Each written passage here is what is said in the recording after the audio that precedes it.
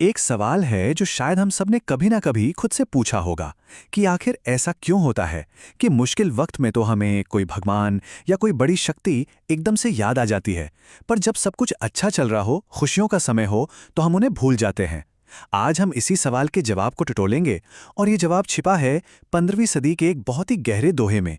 एक ऐसा दोहा जो शायद ये भी बता दे कि हम दुख पाते ही क्यों हैं। तो ये जो ज्ञान है, ये छिपा है संत कबीर के इस प्रसिद्ध दोहे में। ध्यान से सुनिएगा। दुख में सुमिरन सब करे, सुख में करे न कोय। जो सुख में सुमिरन करे, दुख काहे को होए। ये दोहा देखा जाए तो एक बहुत ही सीधा साधा लेकिन गहरा सवाल हम सबके सामने रखता है ना? जब मुसीबत का पहाड़ टूटता है तो हम फौरन ऊपर वाले को याद करने लगते हैं, लेकिन जैसे ही खुशियां दरवाजे पर दस्तक देती हैं तो सारा जश्न हम अकेले मनाना चाहते हैं। आखिर ये जो दोहरापन है हमारे अंदर, ये आता कहां से है, क्यों है? तो इस कमाल की सीख के पीछे कौन है? वो है 15वीं सदी के एक बहुत ही जाने माने रहस्यवादी कवि और जुलाहे संत, संत कबीर। चलिए, इससे पहले कि हम दोहे की गहराई में उतरें, थोड़ा उनके बारे में जान लेते हैं। कबीर पेशे से तो एक जुलाहे थे, लेकिन उनकी जो असली बुनाई थी वो थी शब्दों की। वो छोटी छोटी 2 लाइनों की कविताएं लिखते थे जिन्हें दोहे कहा जाता है। और इन छोटे से दोहों में जिंदगी के इतने गहरे राज छुपे होते थे कि आज भी उनकी बातें उतनी ही सच लगती हैं। सबसे खास बात यह है कि उनकी सीख किसी एक धर्म या समय के दायरे में बंधी नहीं है, वो तो पूरी इंसानियत के लिए है। चलिए अब वापस आते हैं उस दोहे पर और उसकी एक एक परत को खोलकर समझते हैं। जो दोहे का पहला हिस्सा है ना, वो हमारे बर्ताव की, हमारे व्यवहार की एक बहुत ही आम सी आदत को पकड़ता है। पहली लाइन क्या थी? दुख में सुमिरन सब करे। मतलब जब भी जिंदगी में कोई मुश्किल आती है, कोई दर्द होता है, तो हम सब एक ही काम करते हैं, किसी बड़ी शक्ति की तरफ देखने लगते हैं, है ना? मदद मांगते हैं, मन्नतें मांगते हैं, वादे करते हैं कि बस इस बार बचा लो, एक सहारा ढूंढने लगते हैं।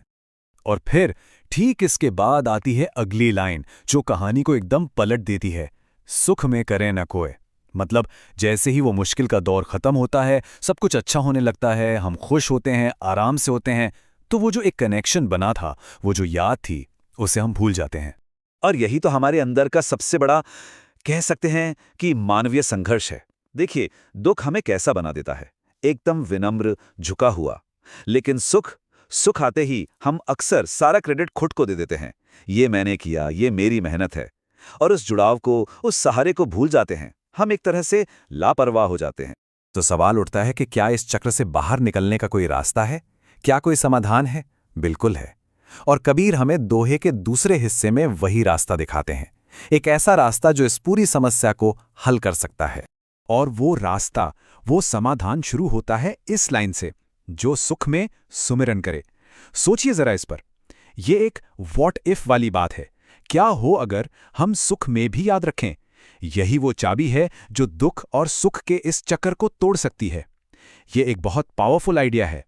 लेकिन यहां सुमिरन शब्द को ठीक से समझना बहुत जरूरी है। सुमिरन का मतलब सिर्फ याद करना नहीं है, जैसे कोई भूली हुई चीज याद आ गई। नहीं, इसका मतलब उससे कहीं ज्यादा गहरा है। ये एक लगातार चलने वाली प्रैक्टिस है, एक एक्टिव स्टेट ऑफ माइंड, जिसमें हम हर पल जागरूक रहते हैं, शुक्रगुजार रहते हैं, ग्रेटफुल रहते हैं। तो मैसेज बिल्कुल साफ है ना? बात सिर्फ संकट में की गई प्रार्थना की नहीं है, बल्कि शांति के समय में दिखाई गई कृतज्ञता की है।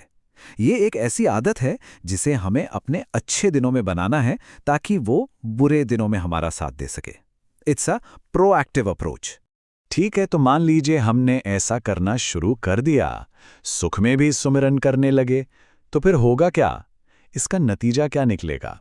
आइए अब सुनते हैं इस दोहे का सबसे शक्तिशाली हिस्सा, इसका कंक्लूजन। और वो आखिरी लाइन है, दुख काहे को होए। मतलब तो फिर दुख होगा ही क्यों? अब देखिए, कबीर की ये जो इनसाइट है, ये कमाल की है। वो ये नहीं कह रहे कि जिंदगी से दुख खत्म हो जाएगा। नहीं, वो ये कह रहे हैं कि अगर हम लगातार शुक्रगुजार रहने की आदत डाल लें, तो दुख के साथ हमारा जो रिश्ता है ना, वो पूरी तरह से बदल जाएगा। दुख आएगा, लेकिन वो हम पर हावी नहीं हो पाएगा।